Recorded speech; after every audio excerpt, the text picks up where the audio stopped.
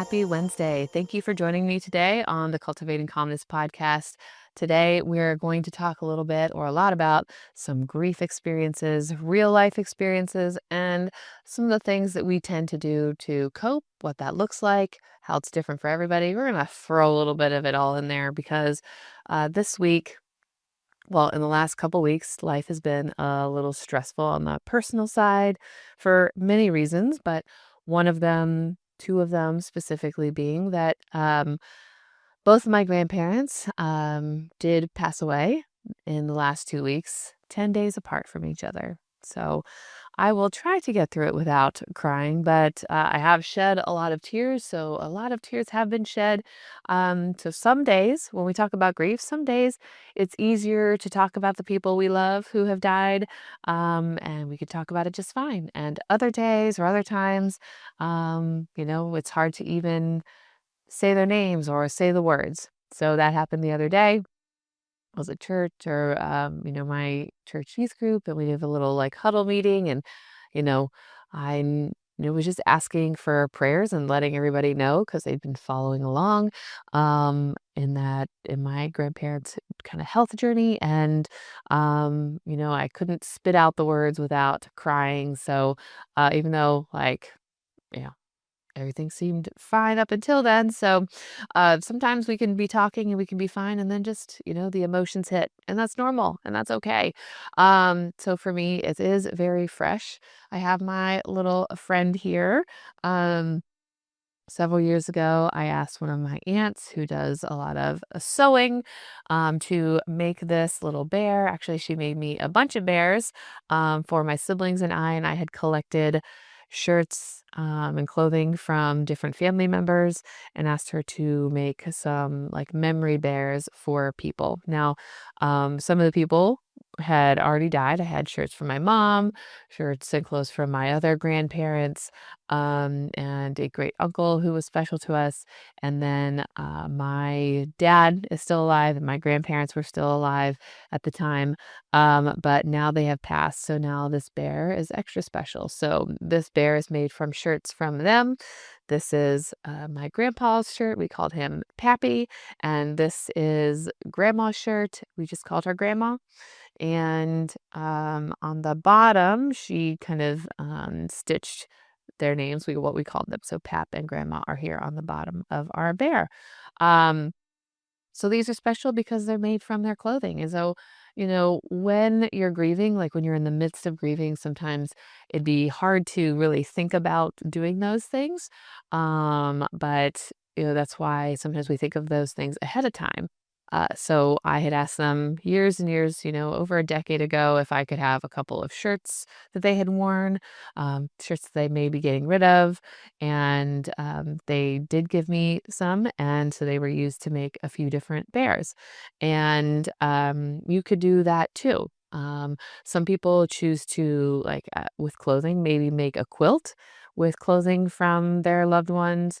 Sometimes people will make like pillows instead of bears, because those maybe are fit in more wherever you want to use them.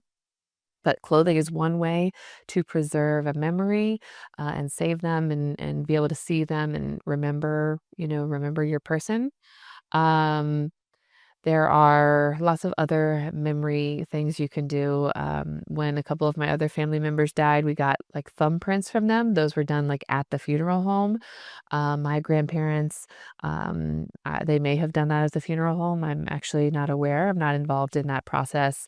I hope they did, but if they didn't, that was something I asked of them before they passed. So I did get thumbprints from them before they passed.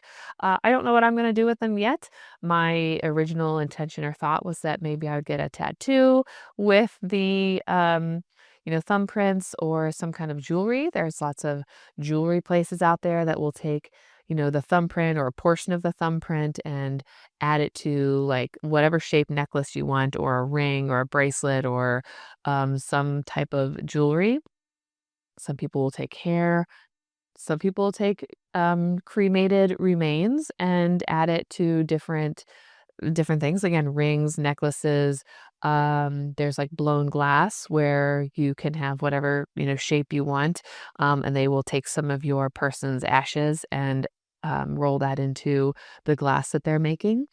There is a place, and I don't remember the name. One of the accounts I follow, she's an author. She had this done, I believe, for a miscarried, baby, and had the remains put in these like stones, and each stone will end up being a different color because it's based on the remains that they get, and just every person is different, and so everything those the outcome will look different depending on, who your person is. And so those were just like smooth stones that had the person's ashes included in them. So I'm not sure how those were made or how that came to be, but that's another thing. So, memorializing your person can be done in many different ways. I've just mentioned a few here. Handwriting samples, tattoos, pictures are all things that you can do to remember your person. And so I just wanted to bring my little bear today and share it because, my grandparents were a big part of my life. If you've been following along, they have, obviously I am 38, so I have known them and had them in my life for 38 years. That's, longer than a lot of people get with their grandparents. So I am very grateful to have been able to spend that time with them. I had my other two grandparents passed away over a decade ago, and before my other grandpa died a decade ago, and his wife, my grandma, died um, when I was in high school. So I think a decade before that. I don't exactly remember the year. I think I was 16, maybe 15, something like that. Um, so it's been a while since, I've had to, go to a funeral for a family member. And that will be coming up here soon for us, and it'll be a double funeral since they both died so close together. And that is something that, you know, is like heartbreaking, but also kind of special, in my opinion. We all thought, based on their health, we thought my grandpa was going to be the one to die first. But, he seemed to want to hold on for my grandma for a long time. And then she just took a turn for the worse. We thought that she may live for a while after, our grandpa died. And unfortunately, her health took a sharp turn, and we knew it was a possibility. And when it happened, and it happened quickly.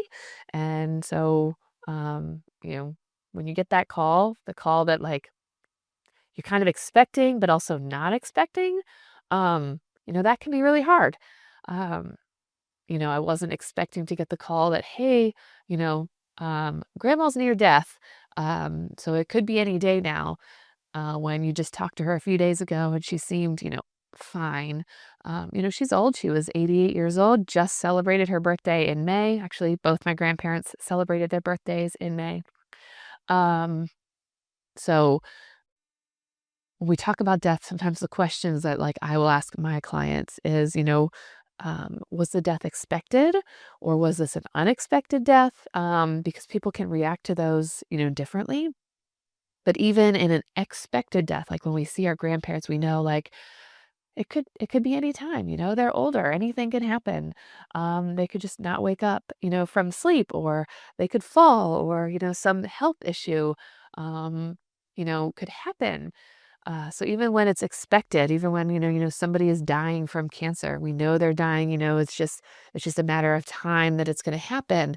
It still doesn't change the fact that that hurts. So when we're expecting a death, right, that's like anticipatory grief. So, you know, definitely the last few weeks, there's been a lot of, anticipatory grief, and that's been going on for months because, like I said, my grandpa was on hospice for I think about 6 months, and my grandma was put on hospice, I think, a couple months ago. And, so hospice is when I believe it's 6 months or less. It's expected that your person will have 6 months or less. And so they get a lot of services to help, them and the family work through, that dying process, but they're just no longer prolonging life, right? They're not trying to save somebody's life, but they're trying to make their life, whatever's left of it, more comfortable. So like that's kind of where they were at. And so we knew that at some point in the near-ish future, that they would be dying. But when it actually does happen, right, it's still very sad and it's still really hard. So I have clients that have that happen, even with my mom, that was 30 years ago. And, you know, I was a kid and, we did all the preparation stuff. We said a lot of goodbyes. We got skip special gifts. We took special pictures. Um, and, you know, I knew as a 7-year old that like my mom was going to die, but that doesn't prepare you for, you know, waking up and getting the news like, they're dead. They're not here anymore. Uh, so, oh, yeah. So, people dying is, it's hard, because we love them. We love them, and sometimes it's hard for other reasons. Uh, you know, Grief is different for everybody. And in this process, I've grown closer to some family members, and I've definitely grown further apart from some family members because, whatever you want to call it, grief can do weird things to people. It can bring out the best in people and it can bring out the worst in people. And, I would hope that, it's bringing out the best, but I'm sure the people that I am no longer close with would feel that they are seeing not nice things in me and I'm seeing not nice things in them. And the people that I'm grown closer with, I've just, been able to have deeper conversations with and connected with them. And, um, one of my aunts, we had been talking and her daughter, um, unexpectedly, died in an accident. I think it'll be 17 years this year, I think. Yeah, I think it'll be 17 years this year. She was 16 years old, and I know what it was like when I found out. And at the time, I wasn't really close with my cousin. Um, you know, and I wasn't really close with my aunt, that particular aunt, and we've definitely grown closer over the last 17 years. And we were talking about like my experience and her experience and like the way things happened, the way we were told and notified and how that played out, versus what, she was experiencing on her end.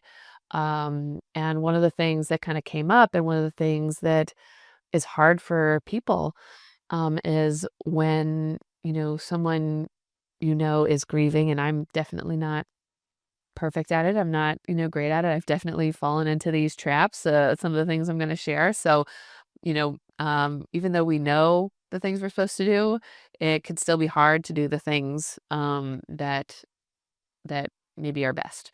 So one of those things is like, let me know what, we can do for you. Well, that's a big burden on the person who is grieving, right? Because they're not going to ask you. They're not going to tell you that they need anything. They need you to come to them and, offer or talk or suggest or even just reach out. And so I hear that a lot is that, sometimes it's just that people don't know what to do or don't know what to say. So they just like, they take a step back. They don't say or do anything. Um, and then sometimes it's, they aren't very close. So like they're not sure what kind of comfort they can bring to a family. I know for me, when my cousin died, I had not yet graduated college, but I had a semester left and I was home to do like an internship. That was the last part of my degree. And I was graduating, semester early. I don't even know how I did that, but I graduated a semester early. So my last semester, I came home to Ohio because I went to school in North Carolina, did my internship, uh, graduated, but she died right before that semester started. I believe that's how that happened. Now I'm second guessing. I got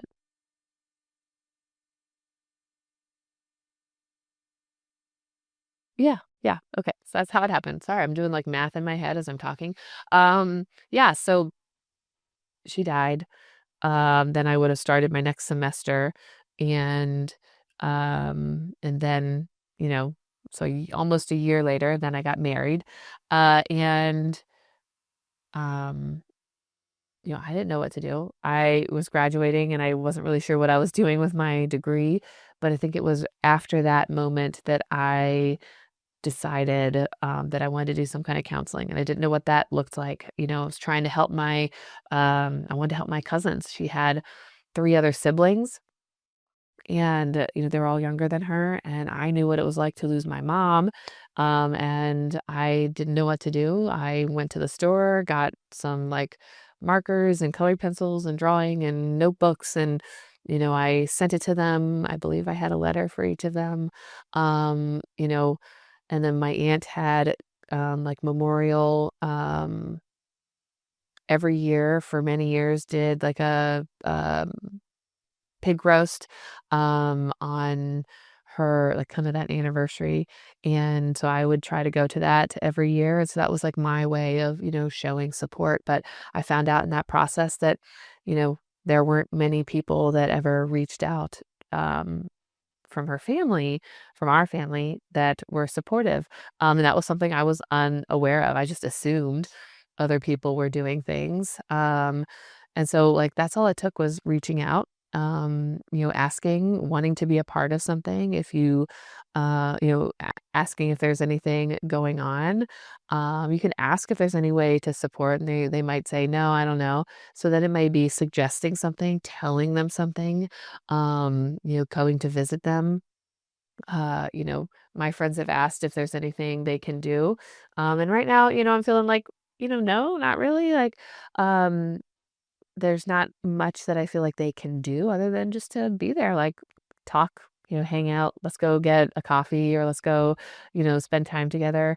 It doesn't have to be, something big. Now, if this was like more of an immediate family, right? If this was, someone, like I said, more in my immediate family, then the need for me may be greater, right? It may look like meals. It may look like cleaning the house. It may look like taking care of the kids. It may look like things like that. When it's, more of an extended family, doesn't the grief is different, maybe. So maybe less that is required of others to be helpful. Sometimes it's just recognizing that you're in pain and recognizing that it's a hard time, showing up to events. So if there's a funeral or a wake or a celebration of life or a get together, right? It may be showing up to that if you are able. If you're not able, it's showing up in another way. Maybe it's sending a card, or flowers or a gift or something like that. And I'm not saying that's something that I need or want, but those are ways that you can help the person you care about who has lost someone that they care about. Um, you know, it's easy to look back and see all the things you could have done different. And so, even now, like looking back at when my cousin died, I know, there's probably more I could have done. But I'm glad that I did the things that I did, because I probably wouldn't have a relationship with my aunt today if I hadn't. Um, the same goes for, like, other people. I know I'm guilty of, I've had other friends. I had a friend, pass away.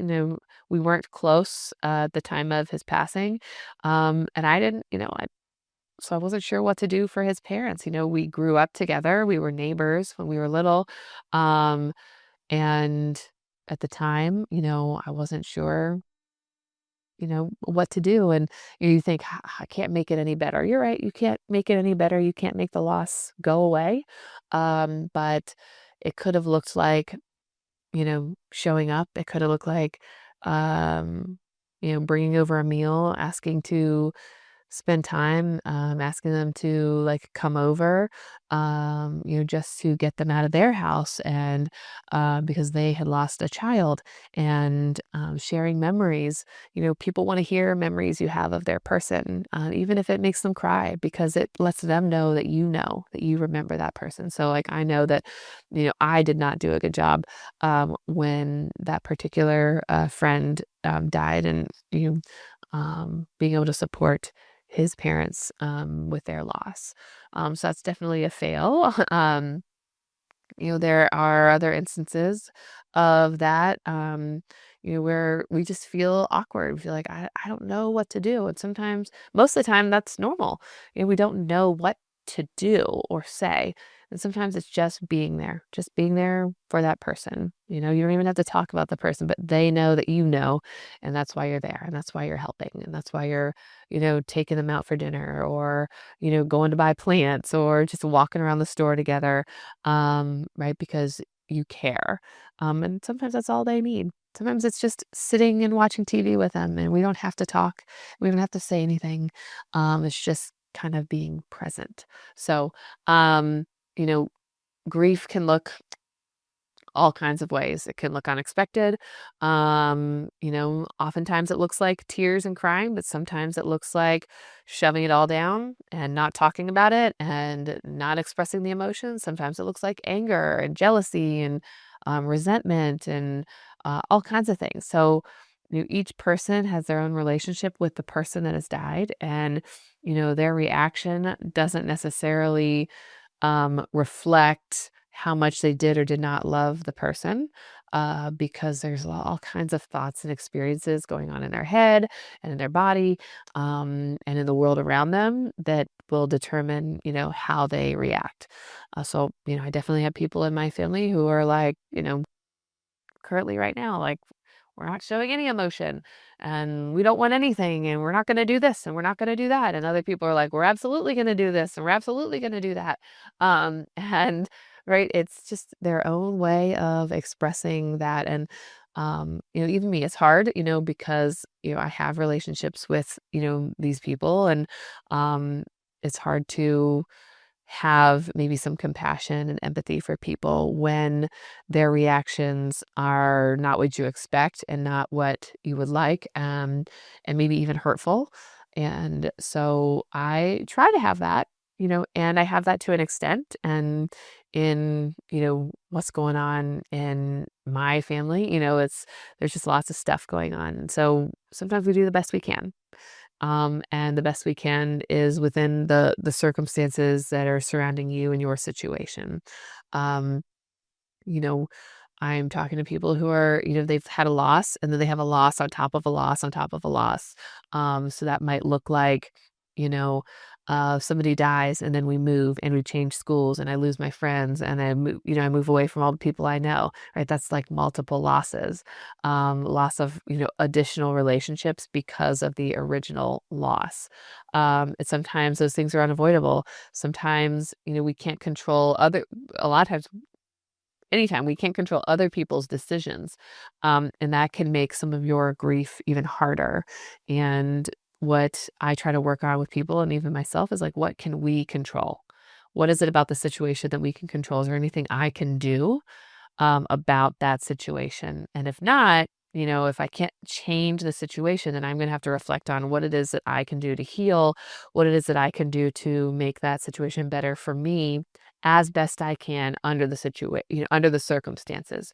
And it still may not be pretty, it may not be ideal, but it's also that idea of like, it's the best I'm going to get right now. And that could change. The hope is that that changes. But if it can't, it's what am I gonna do to make life better for me so that I'm not feeling such, this such intensity of emotion, that, is affecting my ability to function in life. So I think I hit a lot of different things, when it comes to grief. Grief can be unexpected, even when it's expected. It can be both happy and sad. I'm glad that my grandparents are together. I'm glad my grandpa, didn't have to be, you know, here alone without my grandma for much longer. They spent 67 and a half or almost more years married together. And so they spent 10 days apart. And that was enough. And now they are together. My belief is they are together in heaven. And so, although that is sad, I'm sad to see them go. I know that I'm happy that they are together, and that, they're not in pain, and they're not missing their loved ones. They both had a daughter that died, a granddaughter, a great granddaughter, two granddaughters, and a great granddaughter, and a brother and a sister, and they're now able to be with them. My belief is they're able to be with them in heaven. So I know that that will bring them immense joy, um, being there and being able to be back with the family that they love and that they've missed for so long. So it's been a heavy week, or heavy couple weeks. And so wanted to share that with you. If you're going through something like that, just know that whatever you're experiencing is okay, but just don't bury it. Don't hold on to it. Talk to people, write about it, get it out. Find the people that you can connect with, even if they don't fully understand. They can still be there for you in whatever way, they're able to be, in whatever way you need them to be. Sometimes we gotta let them know. So thank you all for joining me today, and I will see you again next week.